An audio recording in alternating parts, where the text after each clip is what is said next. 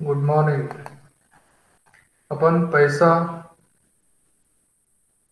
पैशाचे मूल्य आणि त्याचे मापन, value of money and it's measurement या बाबतीत कालपासून विचार करत आहोत. सर्वसाधारणपणे वस्तूला किंमत असते आणि पैशाला मूल्य असते.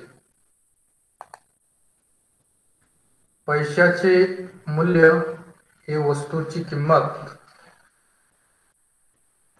आणि पैशाचा पुरवठा यावर अवलंबून असते. याचा अर्थ वस्तूचे मूल्य म्हणजेच किंमत जेव्हा पैशात व्यक्त केली जाते तेव्हा त्याला आपण किंमत असे म्हणतो. वस्तूची किंमत मोजण्याचे पैसा हे एक साधन आहे, मानवाने विकसित केलेले साधन आहे.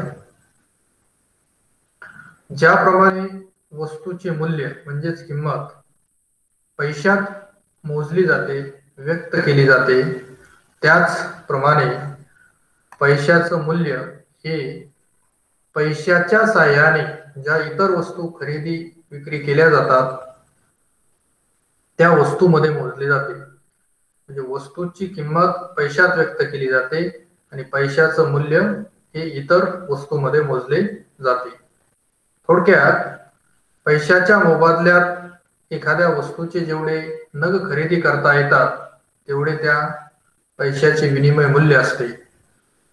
म्हणजेच उदाहरणार्थ एका पुस्तकाची किंमत 150 रुपये असेल तर पुस्तकाची किंमत 150 इतकी आहे आणि 150 रुपयाचं मूल्य एक पुस्तक एवढं आहे.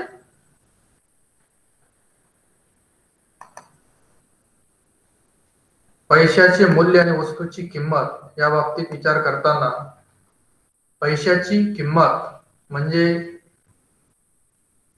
त्या पैशाची खरेदी शक्ती होय. खरेदी शक्ती म्हणजे क्रय शक्ती, परचेसिंग पॉवर.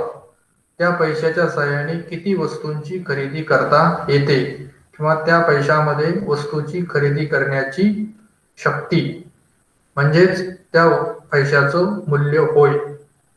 दुसऱ्या शब्दात पैशाचे मूल्य म्हणजे पैशाच्या एका नगात खरेदी करता येऊ शकणाऱ्या वस्तू आणि सेवांची संख्या होय. म्हणजेच पैशाच्या साहाय्याने अधिक वस्तू व सेवांची खरेदी करता येत असेल तर याचा सरळ अर्थ असा आहे की पैशाचे मूल्य जास्त आहे. याउलट जर पैशाच्या साहाय्याने खरेदी केल्या जाऊ शकणाऱ्या वस्तूंची संख्या कमी असेल तर याचा अर्थ असा आहे की पैशाचे मूल्य कमी आहे. म्हणजे जेव्हा वस्तूंची किंमत वाढते, अर्थव्यवस्थेमध्ये भाववाढ असते, तेव्हा पैशाच्या साहाय्याने कमी वस्तू खरेदी करता येतात. म्हणून भाववाढीच्या काळामध्ये पैशाचं मूल्य हे कमी झालेलं असतं. याउलट जेव्हा बाजारामध्ये वस्तू स्वस्त असतात तेव्हा त्या ठिकाणी पैशाचं मूल्य हे अधिक असतं.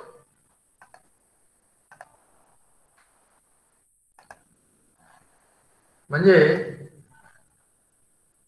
या ठिकाणी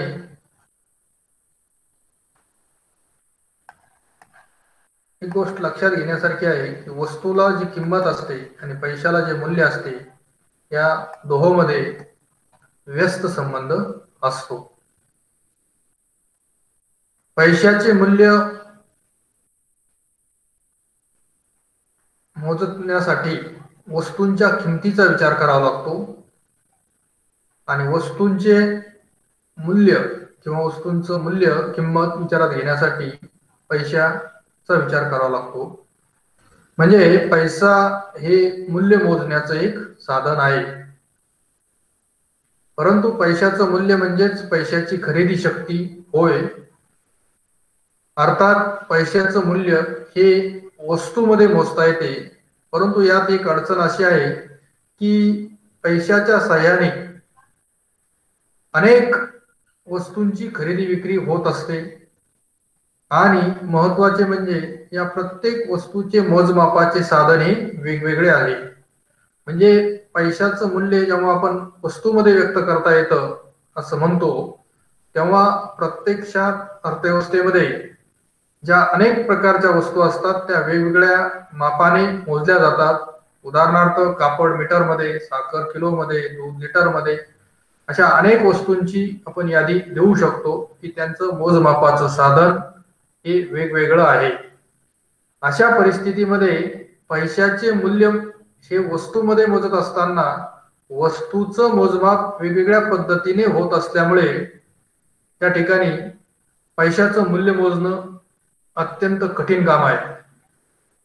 तेव्हा यावरील एक उपाय म्हणून अर्थशास्त्रज्ञांनी निर्देशांक किंवा त्याला इंडेक्स नंबर असं आपण म्हणतो त्याचा शोध लावलेला आहे आणि इंडेक्सच्या सहाय्याने पैशाचं मूल्य मोजलं जातं. कारण आपल्याजवळ जो पैसा आहे, समजा आपल्याजवळ 1 लाख रुपये आहे, तर ह्या 1 लाख रुपयाच्या सहाय्याने आपण अनेक वेगवेगळ्या प्रकारच्या वस्तूंची खरेदी करू शकतो ज्यांचं मोजमापाचं साधन वेगवेगळं आहे. अशा हजारो लाखो वस्तू आहेत की त्या वेगवेगळ्या पद्धतीने मोजल्या जातात आणि अशा परिस्थितीमध्ये जर पैशाचं मूल्य वस्तूत मोजायचं असेल तर ह्या अर्थव्यवस्थेमध्ये जर आपण विचार केला तर भारतामध्ये किती वस्तू असतील असा प्रश्न जर आपण उपस्थित केला तर किती वस्तू, कोणकोणत्या प्रकारच्या वस्तू असा जर प्रश्न विचारला तर याचं उत्तर कदाचित कोणाला सांगता येणार नाही. कारण अनेक व्हरायटीज, अनेक प्रकारच्या वस्तू आपल्याकडे आहेत आणि ह्या सर्व वस्तूंची मोजमाप करणं आणि त्यांच्या किमतीचं मोजमाप करणं आणि त्यावरून पैशाचं मूल्य ठरवणं हे काम अत्यंत कठीण आहे. हे काम शक्य नाही. मग अशा परिस्थितीमध्ये पैशाचं मूल्य तर आपल्याला मोजायचं आहे, परंतु पैशाचं मूल्य मोजताना अर्थव्यवस्थेमध्ये, बाजारामध्ये लाखो वस्तू आहेत, त्यांच्या वेगवेगळ्या किमती आहेत, त्यांचे वेगवेगळे मोजमापाचे साधन आहेत. अशा परिस्थितीमध्ये पैशाचं मूल्य मोजण्याचं गरज आपल्याला निर्देशांकाच्या सहाय्याने पूर्ण करता येते. म्हणजे निर्देशांक वापरून आपण पैशाचं मूल्य मोजू शकतो. ओके, आवाज येतो?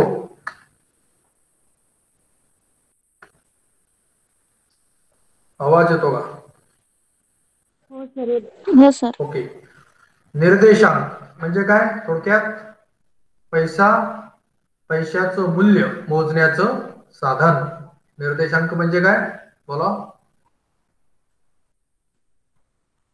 पैशाचे मूल्य मोजण्याचे साधन. ओके. आता पैशाचं मूल्य मोजण्याचं साधन निर्देशांक आहे. तर निर्देशांक म्हणजे नेमकं काय हे आपण या ठिकाणी समजून घेऊ. निर्देशांक हे वस्तूच्या किमती व पैशाचे मूल्य मोजण्याचे एक साधन आहे. निर्देशांकाच्या साहाय्याने विविध काळातील किमतीच्या पातळीत, लेवलमध्ये, प्राइस लेवलमध्ये, किमतीच्या पातळीत होणारे सापेक्ष बदल दाखविले जातात. की वेगवेगळ्या काळामध्ये वेगवेगळ्या वस्तूंची वेगवेगळी किंमत सापेक्ष दृष्ट्या, तुलनात्मक दृष्ट्या ती कशी बदलत गेलेली आहे. किमती कशा वाढत गेलेल्या आहेत, किमती कशा कमी होत गेलेल्या आहेत, किंवा वाढीनंतर किमती कशा कमी झाल्या, किमती कमी नंतर पुन्हा कशा वाढल्या. वेगळ्या काळामध्ये वेगवेगळ्या वस्तूंची किमतीतील जो बदल आहे तो की सापेक्ष बदल असतो, तुलनात्मक बदल असतो. त्या बदलाचा अभ्यास निर्देशांकामध्ये केला जातो. ज्यावेळी वस्तूच्या किमती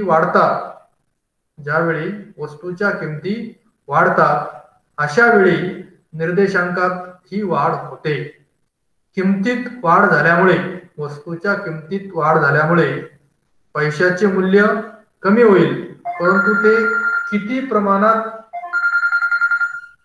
प्रमाणात कमी झाले हे आपल्याला निर्देशांकाच्या आधारे समजून घेता येईल.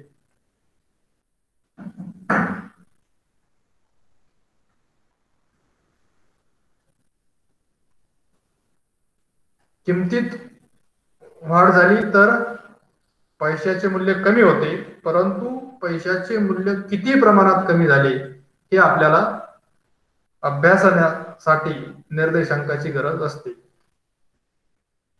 याचा निर्देशांकाच्या आधारे पैशाच्या मूल्यात जी वाढ किंवा घट होते किमतीच्या विरुद्ध दिशेने, तर याचा अंदाज आपण या ठिकाणी घेऊ शकतो. अर्थात निर्देशांक तयार करत असताना एखादं मूळ वर्ष बेस इयर पकडलं जातं आणि एखाद्या मूळ वर्षातील किमतीशी चालू वर्षातील किमतीची तुलना केली जाते. यात किमतीतील सापेक्ष बदलाचे प्रमाण, मग ते वाढीचं असेल किंवा घट असेल, हे अभ्यासले जाते. थोडक्यात एक बेस इयर पकडलं जातं आणि त्या बेस इयरच्या आधारे चालू वर्षामध्ये त्या वस्तूच्या किमतीत वाढ झाली की घट झाली याचा अभ्यास केला जातो. थोडक्यात किमतीमधील बदल मोजण्याचे एक साधन म्हणजे निर्देशांक. आता बदल कसा अभ्यास जातो? समजा साखर सध्या काय किलो आहे? बोला. 40 रुपये. 40 रुपये किलो साखर आहे 2020 मध्ये. समजा बेस इयर 2010 पकडला, आपण 10,000 पकडलेलं असलं अर्थव्यवस्थेमध्ये, तर 2010 मध्ये साखरेची किंमत 20 रुपये किलो असेल. 2010 मध्ये साखरेची किंमत 20 रुपये किलो असेल. तर आज आपल्याला पैशाचं मूल्य मोजायचं. तर पैशाचं मूल्य मोजण्यासाठी आज साखरेची किंमत आहे 40 रुपये. म्हणजे साखरेची बेस इयर मूळ वर्षात किंमत 20 रुपये होती आणि चालू वर्षामध्ये करंट इयर मध्ये 40 रुपये आहे. म्हणजे याचा अर्थ असा की साखरेची किंमत किती वाढली? दुप्पट. 20 रुपये. दुप्पट वाढली. 20 वरून 40 झाली, म्हणजे साखरेची किंमत दुप्पट झाली. याचा अर्थ वस्तूंच्या किमती दुप्पट झाल्या. साखरेची किंमत दुप्पट झाली म्हणजेच पैशाचं मूल्य काय होईल? कमी होईल. म्हणजे किमतीतील बदलाचं प्रमाण वाढ असेल घट असेल, आपण या ठिकाणी वाढीचं घेतलं, तर किती प्रमाणात वस्तूची किंमत वाढली त्या प्रमाणात पैशाचं मूल्य कमी झालं. म्हणजे आपल्याला भाववाढ आहे की नाही हे आपल्याला बेस इयरच्या आधारे पकडावं लागतं. आणि सर्वसाधारणपणे जे बेस इयर असतं, मूळ वर्ष असतं, ते सर्वसाधारण वर्ष असतं. म्हणजे त्या वर्षात अति पाऊस नसतो किंवा दुष्काळ नसतो, मंदी नसते, खूप तेजी नसते, सर्वसाधारण वर्ष. सर्व वर्ष हे सर्वसाधारण वर्ष नसतात. 2020 हे वर्ष असाधारण होतं. बरोबर आहे ना? मान्य? हॅलो. हो सर. 2020 या वर्षाला आपण येणाऱ्या काळामध्ये कधीच बेस इयर म्हणून पकडणार नाही. का बरं? पकडू शकतो आपण की ह्या वर्षामध्ये किती रोजगार निर्माण झाला, या वर्षामध्ये किती अध्ययन अध्यापन झालं, संशोधन झालं, काय काय असेल, कोणते आपल्याला निकष तपासायचे. तर 2020 हे वर्ष आपल्याला कधीच त्या ठिकाणी गृहीत धरता येणार नाही. मूळ बेस इयर म्हणून आपल्याला ते पकडता येणार नाही, कारण हे वर्ष असाधारण होतं. तर थोडक्यात हे तर खूपच असाधारण होतं. परंतु समजा पाऊस जास्त पडला, कमी पडला किंवा मंदी आली, तेजी आली, काही जर झालं असेल तर असे वर्ष पकडले जात नाही बेस इयर साठी. बेस इयर साठी कोणतं वर्ष पकडलं जातं? सर्वसाधारण वर्ष, ज्या वर्षामध्ये फारसे खूप असे मोठे चेंजेस झालेले नाही. सर्वसाधारणपणे आपल्याला अपेक्षित असं सर्वसाधारण वर्ष जे असतं त्याच वर्षाला आपण बेस इयर पकडतो आणि या वर्षाशी आपण चालू वर्षाची तुलना करून त्या ठिकाणी वस्तूच्या किमतीत वाढ झाली की घट झाली याचा अभ्यास करतो आणि त्या आधारे आपण पैशाचं मूल्य मोजतो. निर्देशांकामध्ये आपण सर्व वस्तूंचा समावेश करण्याची गरज नाही. काही निवडक वस्तूंचा विचार करून त्या ठिकाणी आपण निर्देशांक काढतो आणि तीच प्रवृत्ती सर्व वस्तूच्या बाबतीत आहे असं आपण त्यातून निष्कर्ष काढतो. उपभोगाच्या वस्तू, कृषी वस्तू, औद्योगिक वस्तू, कामगारांना हव्या असणाऱ्या वस्तू, असे वेगवेगळ्या प्रकारचे निर्देशांक दरवर्षी काढले जातात. आणि ते काढत असताना उपभोक्त्याचा निर्देशांक काढायचा आपल्याला. उपभोक्त्याचा निर्देशांक. अशा परिस्थितीमध्ये सर्वसाधारणपणे उपभोक्ते ज्या वस्तूंचा वापर करतात त्यातल्या काही निवडक प्रमुख वस्तूंचा विचार करून त्या वस्तूच्या मूळ वर्षामध्ये किती किमती होत्या आणि चालू वर्षामध्ये किती किमती आहे याचा विचार त्या ठिकाणी केला जातो आणि त्या आधारे त्या ठिकाणी अभ्यास केला जातो. म्हणजे निर्देशांक करत असताना किंवा पैशाचं मूल्य मोजत असताना पैशाचं मूल्य हे वस्तूमध्ये व्यक्त केलं जातं आणि वस्तूची मूल्य हे पैशामध्ये किंवा वस्तूची किंमत ही पैशामध्ये व्यक्त केली जाते. अशा वेळेस सर्व वस्तूंची मोजदाद करणं शक्य नसते आणि त्याची गरज पण नाही. त्यासाठी निर्देशांक हे अर्थशास्त्रज्ञांनी शोधून काढलेले एक साधन आहे.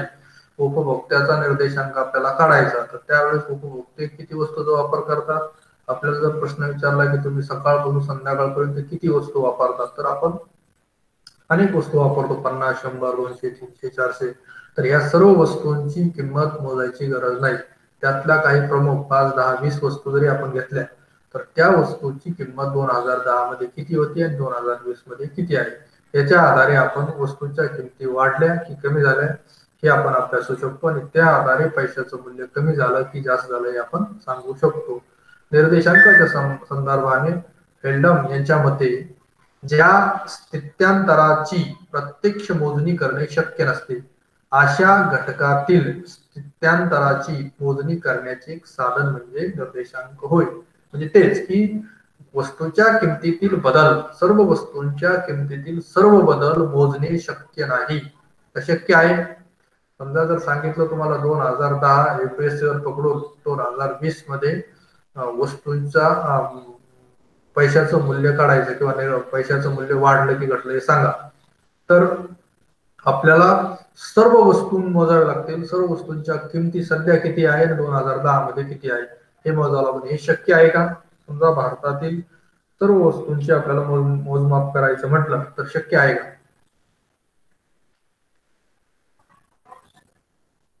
हॅलो, आवाज येतोय?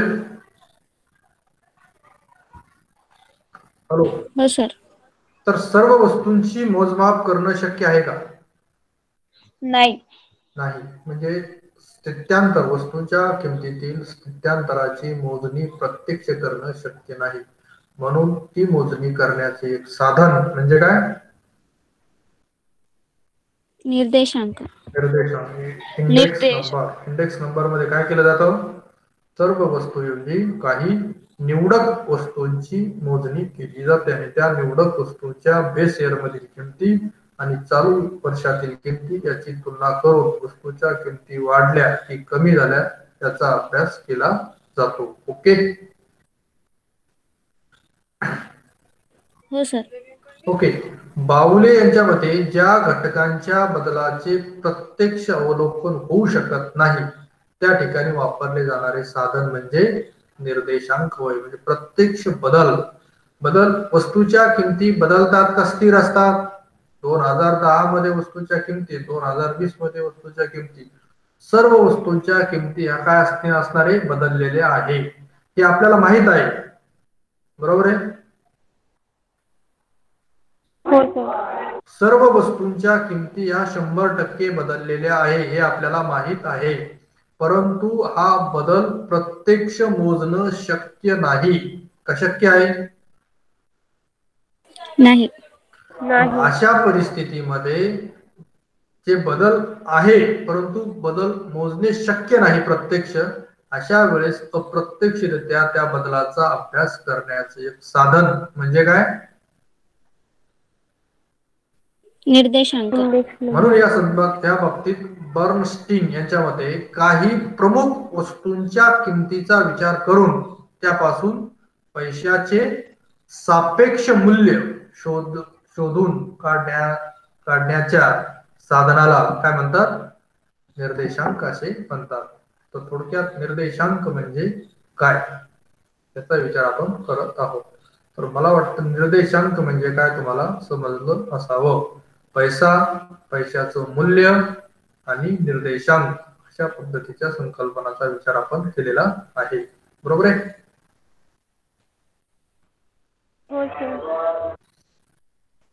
कोण सांगतं निर्देशांक म्हणजे काय सांगा बरं. ज्यांचा आवाज नाही आजूबाजूला त्यांनी सांगा. किती जण जॉईन?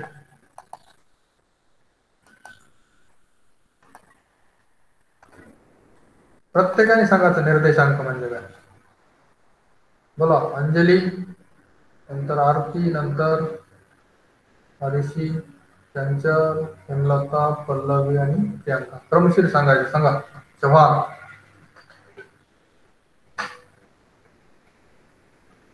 आवाज येतो का चव्हाण? आरती, आवाज येतो? निर्देशांक म्हणजे हो सांगा. सर, येतो सर. बोला बोला. अंजली बोला.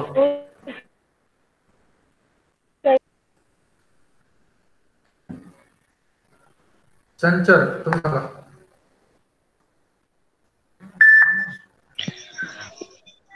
निर्देशांक म्हणजे पैशाचे मूल्य मोजण्याचे एक साधन आहे. वस्तूच्या किमतीत जेव्हा वाढ किंवा घट होती, यामध्ये जो बदल होतो तो मोजण्यासाठी निर्देशांक हे एक साधन वापरले जाते. ओके. पुढे बोला. हेमलता पाटील, पल्लवी करार. फास्ट. टाइमपास करायचा नाही. हॅलो सर, नाही, बोला बोला. सांगू का मी? हो, यस. वस्तूंच्या किमतीमध्ये होणारे बदल ज्याद्वारे मोजले जाते ते साधन म्हणजे निर्देशांक होय. ओके. अजून बोला. पैशाचे मूल्य मोजण्यासाठी जे साधन वापरले जाते ते निर्देशांक होय. वस्तूच्या किमतीमध्ये किती बदल झाला हे आपल्याला मोजण्यासाठी निर्देशांकाचा वापर होतो. नाही, निर्देशांकाचा वापर. तर बोला बोला बोला. टीव्ही चालू आहे तुमची 15 वाजता. तुम्ही सांग. त्यांचे आवाज आहे आजूबाजूला, त्यांनी नाही बोलायचं. अजून. ठीक आहे. निर्देशांक म्हणजे काय या बाबतीत आपण विचार केलेला आहे. तर ठीक आहे. अनेक प्रकारचे निर्देशांक त्या ठिकाणी काढले जातात.